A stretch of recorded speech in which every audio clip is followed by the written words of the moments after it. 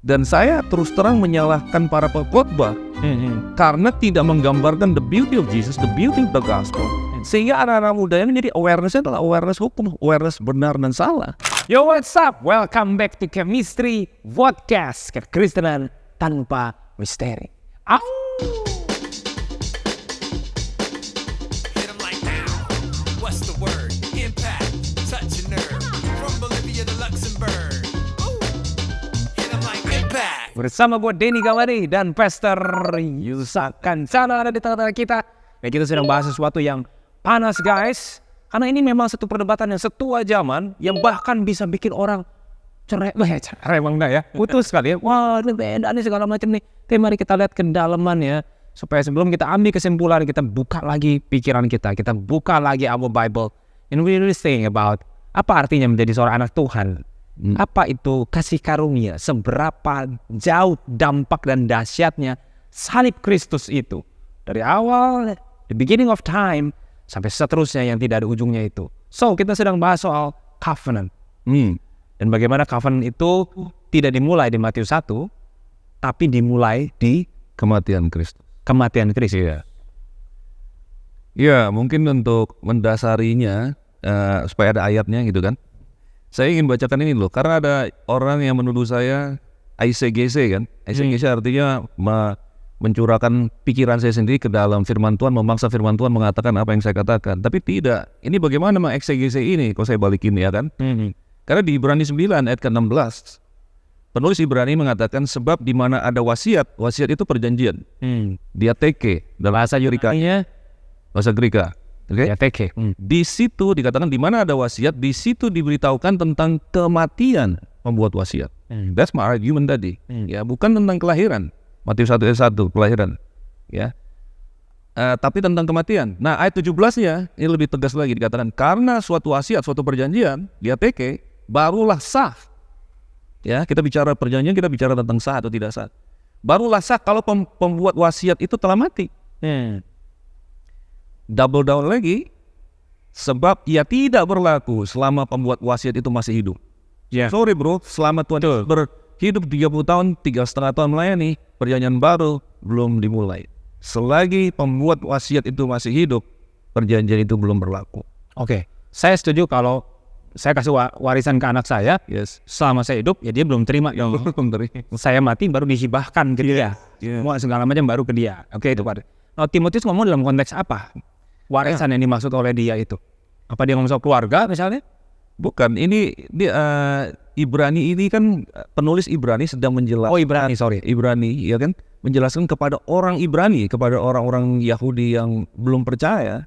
Terus dia lihat bahwa Kristus ini jauh lebih hebat daripada apa yang kamu percaya selama ini. Dia lebih dari malaikat, dia lebih dari Musa, dia lebih dari kemah bait suci, dia lebih semua. So he's comparing. So sekarang waktu berbicara tentang wasiat ini, mereka masih ragu kan tentang sunat. Kita lihat banyak kebingungan tentang sunat di Kisah Para Rasul. Kita sekarang udah ngendang lagi isu sunat. Tapi sunat ini sekarang udah beralih, apa istilah anak sekarang? Beralih wujud. Menjadi kamu harus baca Alkitab, kamu harus hidup kudus, kamu harus taat sebagai syarat untuk menerima kasih Yesus. Pada Roma 5 jelas-jelas mengatakan selagi kita masih berdosa, dia sudah mati. Sekarang saya tanya, kalau untuk dia naik ke kayu salib, memberikan kasihnya kepada kita, dia tidak pakai syarat-syarat, bahkan kita masih berdosa sedosa-dosanya. Sekarang kenapa kita sudah jadi anaknya, kita masih dikasih syarat lagi, jadi kita mundur. Ya, kalau kamu mau diberkati, kamu harus banyak doa. Ada banyak tagline di mana-mana, banyak doa, banyak berkat. Tuhan ini Tuhan yang mana ya?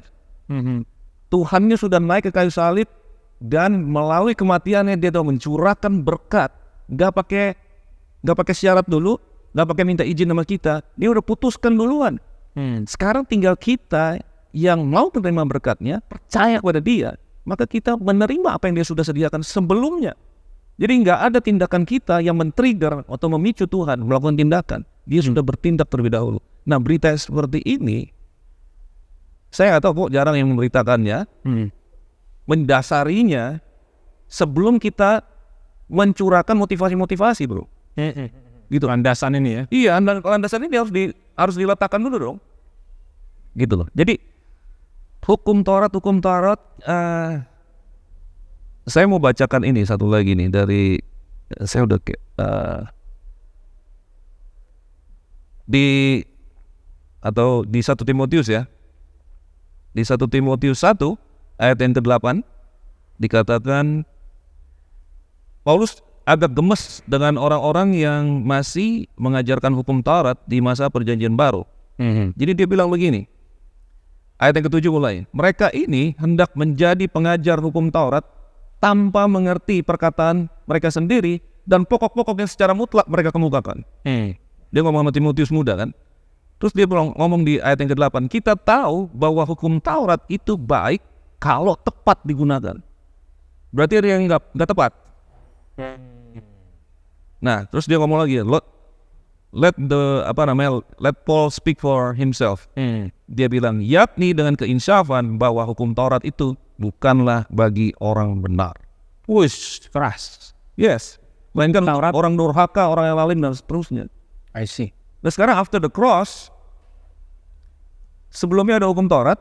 Hukum Taurat itu kita harus tahu dulu fungsinya. Hukum Taurat itu untuk menuduh orang, untuk membuktikan. Jadi saya akan kontroversi kalau saya bilang hukum Taurat itu bukan untuk ditaati. Wait a minute, ini pastor atau bukan? No, hukum Taurat bukan untuk ditaati, tapi untuk membuktikan kamu nggak bisa taat. Ya, Sebenarnya itu membuktikan ketidakmampuan to kita. show you ini ada measurement. Tuhan ini seperti ini. Tuhan itu tidak pernah berdusta dan kamu berdusta. Jadi untuk pounding them, kamu tuh perlu juru selamat. Kamu tuh gak bisa nyelamatin diri kamu sendiri. Nah sekarang kalau message-nya before the cross adalah kamu ini dosa, kamu ini dusta. Saya udah gak dosa lagi. Ya tapi tahun lalu kamu zina. Itu condemnation terus menerus untuk supaya tujuannya untuk mereka membuka hati mereka. Oh gitu aku perlu seorang juru selamat. Nah kalau message itu kemudian pasti dipakai after the cross, jadi salah alamat dong bro. Kita kan udah nyerah, kita kan bilang Yesus engkau adalah Tuhan, terima kasih Tuhan engkau adalah Bapakku sekarang. Tapi kalau message yang keras gitu, ayat-ayat keras dari Tuhan Yesus bahkan dikasih lagi kepada kita, kan salah alamat, salah perjanjian. Nah inilah hukum Taurat bukan untuk orang benar. Yang untuk orang benar adalah kamu ini anak Tuhan. Kamu udah punya identitas yang baru. Saya percaya perjanjian baru talks about new system juga bro. Sistem motivasinya beda. Cara Tuhan mentransform kita beda. Bukan lagi dengan ancaman dari luar. Ancaman hukum Taurat dari luar. Bukan tuntutan, tapi tuntunan dari dalam. Roh Kudus yang bekerja di dalam, merubahkan kita. Jadi kita nih saking takutnya, Pastor, kan hukum Taurat tidak pernah dibatalkan ini. Yes, I can explain nanti dari Roma pasal yang ke-7. Tapi kita takut kalau nggak pakai hukum Taurat, kita jadi liar, jadi lawless. No, there's a new system. Setelah Roh Kudus dicurahkan, dia ada di dalam kita. Kita bukan menjadi lawless, tanpa hukum Taurat kita bukan lawless, tapi kita menjadi law free. Tanpa hukum, kita menggenapi hukum karena kita ada di dalam Kristus. Nah pemahaman tentang hal inilah yang akan mengubahkan kita dari dalam. Ini jangan cepat-cepat mengambil, pastor kalau ngomong kayak gitu berarti pastor pasti lawless, pastor pasti dosa seenaknya, meremehkan kasih karunia, hidup sembarangan, license to sin. Hey, kalau Tuhan mengasihi kita, itu kalau message tentang kasih Tuhan, kalau bilang license to sin karena takut orang nanti menjadi lawless, kalau gitu salib itu juga adalah license to sin. Karena dia kasih itu dengan resiko loh. Ada orang gak terima, ada orang mau jadi bunuh dia, tolak dia, murtad dari dia, itu dengan resiko. Tapi Tuhan tetap bertindak. Roma 6 kan? Yes. Paulus tahu bahwa ketika dia kasih informasi tentang kasih karunia, akan ada orang yang take advantages kepada sisi ekstrim, dan dia makanya dia bilang kan, kalau gitu bolehlah ya kita makin bertambah-tambah dosa. Kalau kasih karunia makin bertambah, kalau jawabannya adalah sekali-kali tidak. Yes. Kenapa? Karena memang bisa orang take advantage dari salib Kristus, hidup semaunya sendiri ke dalam kedegilan hatinya. Tapi kalau dia sudah dituntun, dia nggak akan terus ada di arah itu kan. That's right. Kan dia sudah di-adopt dalam keluarga Allah, dan darahnya Kristus sekarang mengalir di dalam darahnya dia. Dia jadi seorang new creation. Oke, jadi artinya perbedaannya adalah di the new covenant ini, di depannya indikatif dulu, apa yang sudah done, baru imperatif. Nah, karena landasannya ini, let's do this upon bedrock Yep. in Calvary. Iya. Jadi bukan sekedar do supaya lu dapat ini gitu kan ya. Iya. Tapi lu udah dan. Atau saya bisa katakan preach more what God has done to you more than what you should do to God. That's right. Gospel centered versus moralism. That's right. Oke. Pertanyaan saya begini. Kalau Tuhan mau mencintai tanpa syarat, di mana kita itu tidak harus melakukan sesuatu to earn His love, bisa nggak Dia mencintai orang yang nggak percaya sama Dia? Well, dalam pemahaman saya, Tuhan mengasihi Hitler dan Billy Graham the same. So, kasih itu kan, ini jadi satu pemahaman tentang kasihnya agape itu lost in translation. Karena kita nggak punya konsepnya. Karena kasih agape itu benar-benar tanpa syarat, dan dia tuh satu arah, dan dia nggak tergantung respon daripada objeknya. Oleh sebab itu dia mau bunuh, dia tetap berkata, Bapa ampunilah mereka, sebab mereka tidak tahu apa yang mereka perbuat. Itu mercy-nya luar biasa. Mereka tahu kok apa yang mereka perbuat. Mereka bersekongkol, tapi dimasukkan kategori mereka tidak tahu apa yang mereka perbuat. Dan mereka diampuni semua. Diampuni semua. Artinya mereka masuk surga. Dalam pemahaman saya, semua orang itu diampuni dosanya. Mereka hanya berlaku bagi mereka kalau mereka percaya. Jadi pengampunan sudah diberikan, tapi pemahaman sudah diberikan, harus diterima. Jadi dia bisa pilih untuk menolak, bisa pilih untuk menerima. Iya, I did a video juga tentang hal itu. Dan jadi karena ada orang nanya, bagaimana, kenapa Tuhan yang Maha Kasih cemplungin orang ke neraka? Iya. Nah itu ada sebuah gambar yang salah dalam benak kita, kayaknya Tuhan lu nggak taat ya, gemes gua dia. No, Tuhan udah mengampuni mereka semua. Iya. Tuhan berharap mereka percaya kepada Dia dan masuk dalam keselamatan, tapi ternyata tidak semua. Dan yang tidak percaya tidak masuk dalam keselamatan. Neraka itu diciptakan Tuhan untuk iblis dan malaikat-malaikatnya, Matius 25. Dan kemudian pada akhirnya, karena Tuhan memberikan mereka free will, menghormati free will mereka, kalau kamu milih seperti itu, aku sedih. You are my children. Aku sedih kamu berjalan menuju ke neraka. Tapi Tuhan menghormati mereka. Jadi orang yang masuk neraka adalah orang yang sudah diampuni, tapi menolak pengampunan. Masalahnya, ketika orang itu belum masuk ke perjanjian yang baru, bahkan free will-nya mereka saja distorted. Hukum Taurat menunjukkan betapa mereka itu nggak berdaya keluar dari situ. That's right. Jadi mereka sebenarnya nggak punya free will. Karena mereka cuma punya free will between bad and bad. Iya. Hukum Taurat membukakan itu gitu kan. Iya. Maka tidak ada satu orang pun yang akan bisa merespon nih terhadap undangan Tuhan kalau gitu ya. Karena mereka nggak punya kemampuannya kan. Hukum Taurat membukakan kita begitu. Iya, oleh sebab itu setelah perjanjian lama, ini this is to answer juga. Kalau gitu, kalau sebelum the cross gimana? Mereka bisa berespon by faith dengan cara membawa kurban. Jadi ekspresi iman mereka kan terhadap Mesias yang akan datang, dan gambarnya adalah domba yang disembelih itu, Pak. Jadi mereka membawa itu by faith. Jadi mereka diselamatkan by faith in the Messiah yang akan datang. Itu kan respon, iya. bukannya inisiasi kan ya. Iya. Jadi bawa domba itu adalah respon setelah diselamatkan, bukan membawa keselamatan. Atau saya terbalik? Tuhan berkasih gambarnya sejak awal, dan Tuhan beritakan kepada mereka, dibiarkan mereka untuk merespon terhadap hal ini. Jadi dengan melakukan ritual itu, dengan diwakili oleh domba, dosa mereka ditutup. Oleh sebab itu dibilang ditutup kan? I see. Bukan dihapus. Sejak nanti Yesus naik ke kayu salib, dia bayar itu semua hutang dosa selama perjanjian lama, baru tuh clear semuanya. I see. Karena domba itu cuma sebuah simbol. Yes, right. Yang akan datang berikutnya. Benar-benar menghapus dosa. Domba tidak menghapus. Betul. Hanya anak domba Allah yang menghapuskan. That's right. Menghapus dosa. I see. Dan pertanyaannya, how should then we live? Seperti Tracy Schaeffer bilang di sebuah bukunya. Ya, How then we should live now? sebenarnya sekarang kita tuh bukan lagi berpatokan kepada tadi. Saya harus bagaimana, atau saya ini dosa atau enggak, ini salah atau enggak. A lot of questions ya, netizen tuh kalau nanya kayak gitu. Jadi ini boleh enggak? Iya. Ini dosa enggak? Itu dosa enggak? Yes. Itu karena masih base daripada sistem cara berpikir kita dari the law, dari right or wrong. Sebenarnya kita setelah ada di dalam new system, yang kita perlu tanyakan justru adalah, what is Christ speaking to me in the inside? What is the Holy Spirit leading me? Dan kita harus tentu saja firman Tuhan ini harus menjadi darah daging kita. Oleh sebab kita harus melihat kepada firman. Ya, sekali lagi ada jebakan di sini. Oh, kamu harus baca firman baru Tuhan berkenan. Bukan harus baca firman, bukan. Sebenarnya katanya bukan harus. tapi kita menjadi rindu. Nah, oleh sebab itu yang sangat kunci di sini adalah menurut saya adalah kita harus melihat the beauty of Jesus-nya ini. Dan saya terus terang menyalahkan para pengkhotbah karena tidak menggambarkan the beauty of Jesus, the beauty of the gospel, sehingga anak-anak muda yang jadi awareness-nya adalah awareness hukum, awareness benar dan salah. Seharusnya mereka seperti Galatia 3 ayat 1, ya, Paulus gregetan banget orang Galatia yang bodoh, oke? Karena orang-orang dari Yerusalem mau kasih sunat lagi untuk mereka, syarat-syarat sunat sebagai tambahan daripada iman percaya mereka.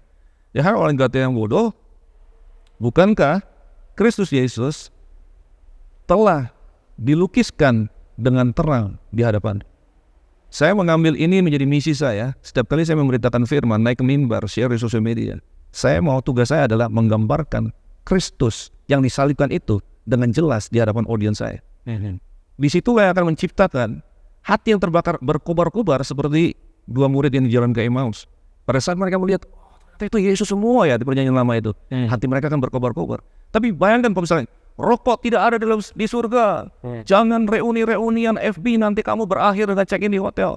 Kalau hal seperti itu dipounding terus pada anak-anak kita, awareness mereka adalah the law, awareness mereka adalah benar dan salah, dan mereka kan dibawa lebih jauh daripada gambar kasih Kristus yang harusnya itu adalah message kita di perjanjian baru.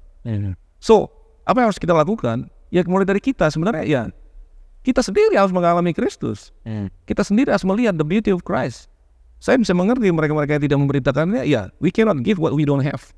Kalau mereka sendiri tidak mengalami, yang mereka akan utarakan adalah bentuk-bentuk, aturan-aturan, hierarki lah, ini segala macam. That's not the beauty of the gospel at all. Gitu. So, menurut saya sih itu, bro. Ya, mungkin supaya saya nggak lupa, ada satu cerita ya yang menggambarkan the two dynamics ini, ya, yaitu cerita di pemuda yang kaya raya dan cerita tentang Zakheus.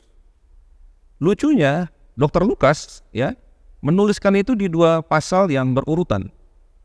Pemuda yang kaya raya Lukas 18, Zakheus Lukas 19. In a juxtaposition, maksudnya adalah to contrast the two stories.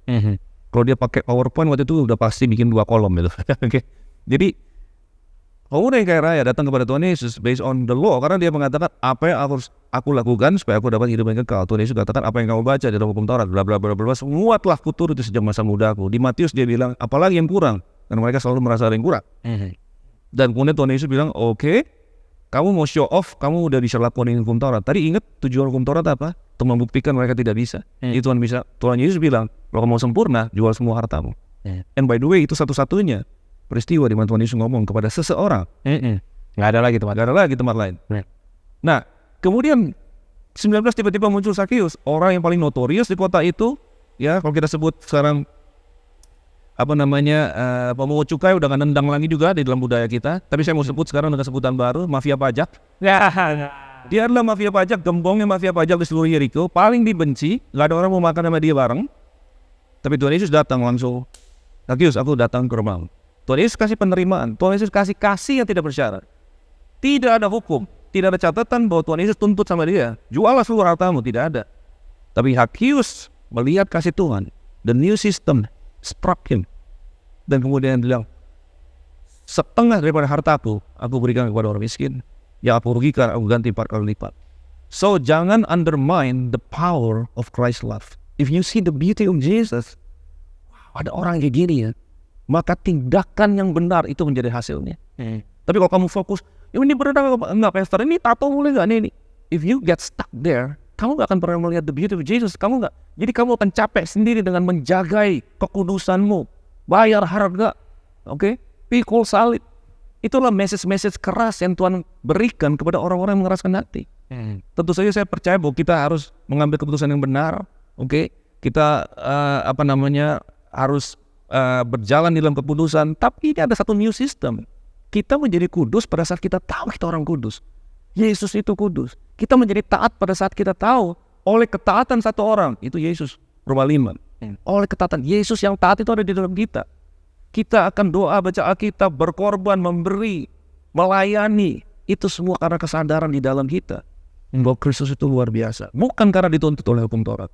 So jangan cepat-cepat menuduh, wah Pastor Yusak kalau ngomong gini pasti hidupnya sembarangan. By the way, I'm speaking this, my daughter semuanya dengerin juga. Okay? I'm not teaching my daughters hal-hal yang crazy yang membuat mereka semuanya nggak taat pada hukum. But I know one thing, untuk mendidik mereka dalam kebenaran, I show them the love of God. That's it, man. I mean, semuanya tadi yang imperatif adalah petunjuk-petunjuk. After the cross, apakah kita nggak boleh ngomong kita harus begini? Boleh.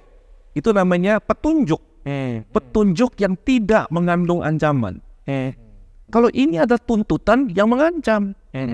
After the cross, the love of God, the life from Jesus flow in you. Kemudian dia akan ngomong, oke, kayak kitab Efesus 3 pasal pertama, identity. Kamu seperti ini, kamu dalam Kristus baru ayat 4, 5, 6. Suami kasihlah istrimu seperti Kristus, balik-balik lagi Seperti itu, landasannya. Iya, itu ada instruksi karena manusia dalam kebodohan mereka perlu diajar, perlu didisiplinkan. Yang di tim pelayanan yang nggak disiplin tetap harus didisiplinkan. Dikasih petunjuk, diajarin, tapi dengan kasih, bukan dengan tuntutan, bukan dengan hukuman. So that's the two dynamics. Ya, untuk mendemonstrasikan my point. Thank you. So guys, dalam kondisi apapun yang kamu sedang hadapi saat ini, di mana kadang ada dosa-dosa tertentu yang bikin kita terdakwa siang dan malam, ingatlah bahwa hukum Taurat diberikan to reveal betapa broken dan kotor dan helplessnya kita, dan betapa kita tidak bisa melakukan pada diri kita apa yang seharusnya kita lakukan pun hukuman kita tidak bisa.